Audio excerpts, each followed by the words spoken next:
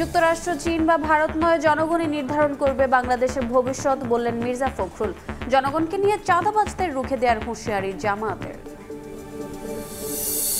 স্বৈরতন্ত্রের পথ বন্ধে সংবিধানের সংস্কার চায় এনসিপি। শান্তিপূর্ণ ক্ষমতা হস্তান্তরে গুরুত্বারোপ।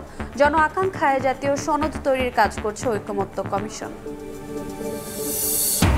প্রায় 14 ঘন্টা উৎকণ্ঠার পর সন্তানের নিথর দেহ পেলেন মা বাবা। চট্টগ্রামে খালে পড়ে নিখোঁজ শিশুর লাশ 5 কিলোমিটার দূর থেকে উদ্ধার, এলাকা জুড়ে শোক।